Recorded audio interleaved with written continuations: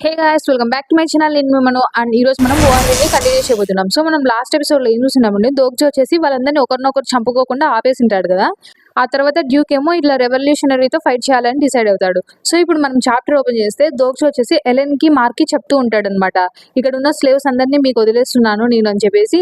అప్పుడే ఇంకా బియూతో ఏం చెప్తాడంటే, నువ్వు ఛానల్ ని కొద్దిసేపు ఇట్లా ఆపు అంటే ఎవరికి ఏం కనపడకుండా ఆపు అని చెప్తాడు. ఎందుకంటే ఇప్పుడు నేను ఇక్కడ చెప్పేదంతా అంటే ఆ అనిమల్ గైస్ వింటే మంచిది కాదన్న విధంగా దొగ్జ చెప్తాడనమాట. ఇంక అప్పుడే వచ్చేసి జాంగ్హోయన్ దగ్గరికి వెళ్ళి, అసలు నువ్వు ఇప్పుడు ఎంతమందితో మాట్లాడుతున్నావు అని అడిగితే ముగ్గురితో అని చెప్తాడు జాంగ్హోయన్. అంటే ఒక పర్సన్ ఖచ్చితంగా బ్లాక్ ఫ్లేమ్ డ్రాగన్ అయి ఉంటాడు. సో మిగతా ఇద్దరు ఎవరు అని అడిగితే, ఓ అయితే ఒక 5 మందితో మాట్లాడుతున్నా అని చెప్తాడు. ఏంటి 5 అని దోగ్జ అడిగితే, ఒకవేళ 9 మంది అయి ఉండొచ్చు అని చెప్తే, ఏంటి మళ్ళీ 9 అన్నట్టు అడిగితే ఇంకా మళ్ళీ చెప్తాడనమాట. ఒకవేళ ఎవరైతే కొంచెం లేట్‌గా రిప్లై ఇస్తారో వాళ్ళని కూడా ఎంచుకుంటే టోటల్‌గా 15 మందితో అని చెప్పేసి చెప్తూ ఉంటే దోగ్జి ఆశ్చర్యపోతాడనమాట. అసలు ఈ అన్‌ఐడెంటిఫైడ్ వాల్ ఉంటుంది గదా, దీనికి చాలా ఫీచర్స్ ఉంటాయి గదా. అలాంటి ఫీచర్స్‌లో వన్ ఆఫ్ ది అంటే ఫీచర్ జంగ్‌హోయన్ ఓపెన్ చేసింది ఈ మధ్యలో ఏంటంటే 1-to-1 చాట్ ఫంక్షన్ అనమాట. అంటే ఇన్‌బాక్సెస్ లాగనమాట. ఒకరితో ఇట్లా సెపరేట్‌గా చాట్ చేయొచ్చనమాట గ్రూప్‌లో లేకుండా. అప్పుడే ఇంకా దోగ్జా వచ్చేసి ఆ ఎబిలిటీ చాలా ఇంక్రెడిబుల్ అని చెప్తూ ఉంటాడు. అది ఎలాంటిదంటే ఒకేసారి ఎంతమందితో అయినా ఎవరికైతే మోడిఫైయర్ అనేది ఉంటుందో అలాంటి వాళ్ళతో ఎప్పటికైనా చాట్ చేయొచ్చు. అంటే స్టార్టింగ్‌లో ఖచ్చితంగా ఒక సినారియోలో ఉండేవాళ్ళు వాళ్ళకి మోడిఫైయర్ ఉంటే వాళ్ళతో ఎవరితో అయినా చాట్ చేయొచ్చు అన్న విధంగా ఆలోచిస్తాడు. దాని తర్వాత ఏంటి నువ్వు 15 మందితో ఇంత కొద్ది సమయంలో మాట్లాడావా అన్నట్లు అడుగుతూ ఉంటే, అదేం మరి కష్టంగా లేదు అన్నట్టు జంగ్‌హోయన్ చెప్తాడనమాట. ఇంక దోగ్జి అయితే నేను ఒక్కరితో కూడా మాట్లాడలేనులే అంతసేపు అన్నట్లు ఇంకా ఆలోచిస్తూ ఉంటాడు. అప్పుడే ఎందుకు అడిగావు అన్నట్లు హాయంగా అంటే, దోగ్జా నేను నిన్ను ఒకరిని పిలవాలని కోరుకుంటున్నానంటే ఎవరు అని అడుగుతాడనమాట. దోగ్జా ఆలోచిస్తాడు. ఈ సినారియోస్ అసలు అంటే ఈ సినారియోస్ పెద్ద రోల్ ఉన్న కాన్వర్సేషన్ కూడా తక్కువేం కాదు కదా. కాన్వర్సేషన్స్ కూడా దోగ్జాని ఎంత ఇబ్బంది పెట్టే కదా ఇక దోగ్జా ఇక్కడికి వచ్చింది. అలాంటి సమయంలో వాళ్ళు చాలా బౌంటీ సినారియోస్ ఇవన్నీ ఫేట్ అది ఇది అని చెప్పేసి దోగ్జాని లాస్ట్‌కి డెమాన్ రియలంలో వచ్చేలాగా చేసింటారు కదా. ఇలాంటి టైంలో నేను అంత దూరం నుంచి ఇక్కడికి వచ్చిన తర్వాత కూడా నేను మళ్ళీ వాళ్ళని పిలవాలా అని చెప్పేసి ఆలోచిస్తూ ఉంటాడనమాట.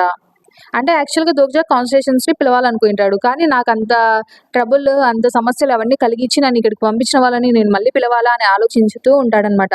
వాళ్ళల్లో కొంతమందికి మంచి కాన్వర్సేషన్స్ కూడా ఉన్నారు. అది కూడా కరెక్టే. కానీ వాళ్ళ ట్రూ నేచర్ ఒక కాన్వర్సేషన్ యొక్క ట్రూ నేచర్‌ని అయితే మార్చలేం కదా అన్నట్టు దోగ్జా అనుకుంటూ ఉంటాడు. అప్పుడే హాయోంగ్ ఎందుకు నాకు చెప్పడం లేదు అనేసి అంటూ ఉంటే దోగ్జామో ఆలోచిస్తూ ఉంటాడు. అసలు ఎవరిని పిలిచడం కరెక్ట్ చాయిస్? అసలు వాళ్ళని పిలిచడం కరెక్ట్ చాయిసేనా అని చెప్పేసి ఆలోచిస్తూ ఉంటాడు. ఇంకా హాయంగా అడుగుతూ ఉంటాడు. నీకేమైనా సమస్య ఉంటే నాతో మాట్లాడు. నాకు స్టోరీస్ వినడం అంటే ఇష్టము అని చెప్పేసి చెప్తాడనమాట. అప్పుడే దోగ్జాకి గుర్తొస్తూ ఉంటుంది. అంటే హాయంగ్ క్యారెక్టర్ క్రియేషన్ దోగ్జా వల్లనే జరిగింటుంది కదా, అతను ఆ కామెంట్ చేయడం వల్లనే. సో అతను ఆ కామెంట్ చేసేటప్పుడు ఆ క్యారెక్టర్‌ని ఎలా క్రియేట్ చేయమని చెప్పింటాడంటే, ఇప్పుడు ఎవరైతే స్టోరీస్‌ని వినడం ఇష్టపడతారో అలాంటి వాళ్ళని క్రియేట్ చేయడం మంచిది అని చెప్పింటాడనమాట. యూజుంగ్‌యూక్ ఉన్నాడు. తను ఒక పర్ఫెక్ట్ గాయ్ కావచ్చు. కానీ తను ఒకరి అంటే ఇప్పుడు వాళ్ళు చెప్పే మాటలు సరిగ్గా వినడు. అంతే కాకోకుండా ఇప్పుడు ఆ క్యారెక్టర్‌ని నువ్వు కొంచెము ఈ రియాలిటీని ఫేస్ చేసేలాగా పెట్టడం మంచిది అని చెప్పింటుంది. ఎందుకంటే యూజుంగ్‌యూక్ అలా లేడు కాబట్టి. యూజుంగ్‌యూక్‌కి ఎగ్జాక్ట్ ఆపోజిట్‌గా తయారు చేయమని దోగ్జా చెప్పింటాడనమాట. యూజుంగ్‌యూక్ ఎవరి మాటలు వినడు. కానీ తిను మాత్రం వాళ్ళు ఎవరైతే ఏమన్నా చెప్తున్నారో దాన్ని కరెక్ట్‌గా వినేలాగా క్రియేట్ చేయని చెప్పింటాడనమాట. సో దోగ్జా ఆ రోజు ఆ కామెంట్స్ రాయడం వల్ల మొత్తానికి ఈ క్యారెక్టర్ తన కళ్ళతో ఈ స్టార్స్ అందరినీ చూడగలదు. అంతేకాకుండా తన చెవులతో ఇక్కడ ఉన్న వాళ్ళ స్టోరీస్‌ని వినగలదు అని చెప్పేసి దోగ్జా అనుకుంటూ ఉంటాడు. యాక్చువల్‌గా దోగ్జా అమ్మాయిని క్రియేట్ చేయమని చెప్పింటాడు గానీ, ఇక్కడ అబ్బాయి ఉన్నా అది వేరే విషయం. కానీ లాస్ట్‌కి జంగ్‌హోయ్ అయితే దోగ్జా అనుకున్న విధంగా తయారై ఉంటాడనమాట. ఇప్పుడు దోగ్జా చెప్తూ ఉంటాడనమాట. ఇక్కడ చాలా మంది ఉన్నారు. వాళ్ళని నేను చెడ్డవాళ్ళనుకున్నాను. అసలు చెప్పాలంటే వాళ్ళలో చాలా మంది నిజంగానే చెడ్డవాళ్ళు. కానీ దాంట్లో కొంతమంది ఇట్లా ఇబ్బంది పడి వేరే వాళ్ళ గురించి ఇట్లా చాడీలు చెప్పి ఇట్లా వాళ్ళు ఉన్నారు. కానీ కొంతమంది చాలా దారుణమైన విషయాలు చేసిన వాళ్ళు కూడా ఉన్నారు. అలా చెప్తూ ఉంటాడనమాట. అంటే దోగ్జా వాళ్ళ గురించి చెప్తూ ఉంటే అప్పుడే హాయంగ్ ఏమంటాడు, "నువ్వు చెప్పేది వింటుంటే వాళ్ళని నువ్వు చాలా ద్వేషిస్తున్నట్టున్నావు" అంటే ఇంక దోగ్జా ఏమంటాడంటే, "నేను కూడా అదే ఆలోచించాను. కానీ ఇప్పుడు నాకేం అర్థం కావడం లేదు. ఎందుకంటే కొంతమంది వాళ్ళల్లో నేను అనుకున్న దానికంటే మంచిగా ఉన్నారు. ఇంకా చెప్పాలంటే కొంతమంది నేను వాళ్ళని ఎలా అనుకున్నానో దానికంటే టోటల్‌గా డిఫరెంట్‌గా ఉన్నారు. నాకు ఏది నిజమో, ఏది అబద్ధమో అర్థం కావడం లేదు. వాళ్ళు నాకు చూపించేది నిజమా? లేకుంటే అబద్ధమా? అసలు నాకేం అర్థం కావడం లేదని చెప్తే, అప్పుడే హాయంగ్ ఏమంటాడు, "నువ్వేం చెప్తున్నావో నాకు కరెక్ట్‌గా అర్థం కావడం లేదు గానీ, నిన్ను ట్రబుల్ చేసేది ఒకటే. అదేంటంటే, నీకు వాళ్ళ గురించి ఇంకా ఎక్కువగా తెలుసుకోవాలని ఉంది అని చెప్తున్నావు గదా! అని హాయంగ్ అంటే ఆ మాట విని దోక్ష ఆశ్చర్యపోతాడనమాట. ఏం మాట్లాడుతున్నాడు అన్నట్లు. ఇంగ హాయంగ్ అంటూ ఉంటాడు, "నువ్వేమో వాళ్ళని చెడ్డవాళ్ళనుకున్నావు. కానీ వాళ్ళలో కొంతమంది మంచోళ్ళని నీకనిపిస్తుంది. సో, మొత్తానికి వాళ్ళ గురించి నీకు ఎటువంటి ఇలా ఎక్స్‌పెక్టేషన్ అనేది స్టార్ట్ అయింది గదా!" అన్నట్లు ఇంగ అంటూ ఉంటే దోగ్జ నేను ఇలా మాట్లాడానా తనతో? తనకలా అనిపిచ్చిందా? అన్నట్లు అనుకుంటూ ఉంటాడు. హాయంగ్ ఏం చెప్తాడంటే, సర్లే ఏదైతే అది గాని నువ్వు వాళ్ళతో మాట్లాడాలి. సో, నువ్వు వాళ్ళతో మాట్లాడుతూ ఉన్నావంటే వాళ్ళు మంచోళ్ళా? కాదా? అనేది నీకే అర్థమవుతుంది అంటే వాళ్ళతో మాట్లాడడం వేస్ట్ అన్నట్టు ఇంక దోక్ష అంటూ ఉంటాడనమాట. ఎందుకు అని హాయంగా అడిగితే దోక్ష ఏం చెప్పలేకపోతాడు. ఇంక అప్పుడే దోక్ష ఆలోచించి ఎందుకంటే ఖచ్చితంగా అందరి మధ్యలో ఒక హ్యూజ్ వాల్ అనేది ఉంటుందనమాట. పెద్ద వాల్. అది వాళ్ళకి వేరే వాళ్ళకి సెపరేట్ చేసేంత వాల్ అనమాట అని చెప్తూ ఉంటాడు. నువ్వు నేను ఇలా మాట్లాడుతున్నాం గదా! కానీ మన మధ్యలో గూడా ఒక వాల్ ఉంది. నీకు కనపడడం లేదా? అంటే అప్పుడే ఫోర్త్ వాల్ చూస్తూ ఉంటుందనమాట దోక్షని. అప్పుడే దోక్ష ఏం చెప్తాడంటే, మనం ఇప్పుడు ఇంత వాల్ మన మధ్యలో ఉంది. మనం షేర్ చేసుకునే స్టోరీస్ చాలా అంటే చాలా చిన్నది. అంతకు మించి ఇంగ ఏం చెప్పడు దోక్ష. అప్పుడే ఇంగ హాయంగా అంటూ ఉంటాడు.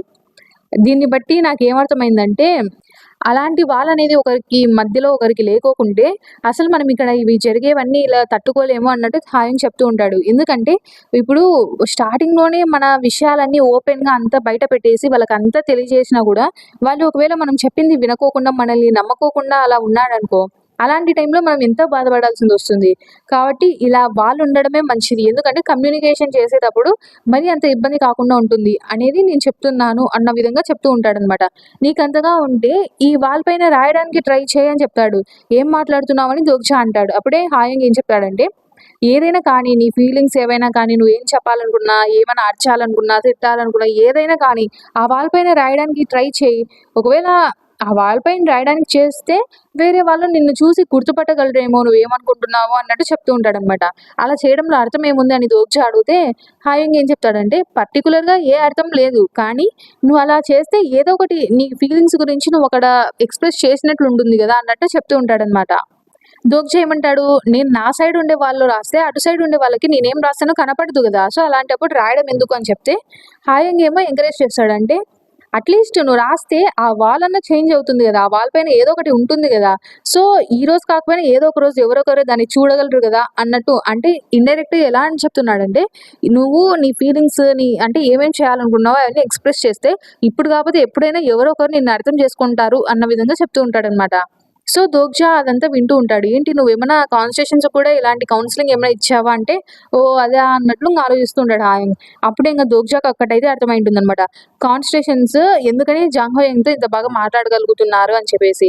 అప్పుడే ఇంగ దోక్ష అయితే, హాయంగ్ అయితే నువ్వు ఈ పర్సన్‌ని కాంటాక్ట్ అవ్వగలవా? అని చెప్తాడు. ఎవరు అని వాళ్ళు చూస్తూ ఉంటారు. అంతలోపలే ఇంకా సౌండ్ వచ్చేస్తుందనమాట. ఫిఫ్త్ నైట్ అనేదైతే వచ్చేసుంటుంది. అక్కడ ఆ ఇండస్ట్రియల్ కాంప్లెక్స్ ఉంటుంది గదా! అంతా మంటల్లో ఉంటుందనమాట. అసలేం జరుగుతుంది? ఎందుకక్కడ మంటుంది అని జెప్పేసి. అప్పుడే దోగ్జ్ వచ్చేసి ఇక్కడున్న సిటిజన్స్ అందరిని గ్యాదర్ చెయ్యి అని చెప్పేసి చెప్తాడనమాట. ఆ సిటిజన్స్, నోబుల్స్ అందరూ ఇంగ ఫైట్ చేస్తుంటారు. కొంతమంది ఇట్లా పారిపోతూ ఉంటారు సిటిజన్స్ ఫైట్ చేయలేని వాళ్ళు. ఇంక దోగ్జా వాళ్ళ వైపు వెళ్తూ ఉంటాడనమాట. అప్పుడు ఇంక ఫోర్త్ వాల్ అంటుంది. దోగ్జా ఏం ఆలోచించాడంటే, అసలు ఆ డ్యూక్ ఏం ప్లాన్ చేస్తూ ఉంటాడు. అంతే కాకుండా మరేం పర్వాలేదులే నేను దీన్ని పాజిటివ్‌గా ఆలోచించడం మంచిది. నాకేదో ఒక ఆపర్చునిటీ అయితే కలుగుతుంది అన్నట్టు ఇంక దోగ్జా అనుకుంటూ ఉంటాడు. అప్పుడే ఇంక దోగ్జా జాంగ్ హోయంగ్‌కి చెప్తుంటాడు. "నువ్వు ఎగ్జిక్యూషనర్స్ సంగతి చూసుకో. ఇంక నువ్వు అసలు నోబెల్స్ జోలికి వెళ్ళొద్దు" అని చెప్తే జాంగ్ హోయంగ్ సరే అని చెప్పి వెళ్ళిపోతాడు. అప్పుడే దోగ్జా చూస్తాడు. ఆ ముందర ఒక వ్యక్తి అయితే నిలబడి ఉంటాడనమాట. ఆ ఇండస్ట్రియల్ కాంప్లెక్స్ పైన. ఆ వ్యక్తిని చూస్తే మనకు అర్థమైపోతుంది.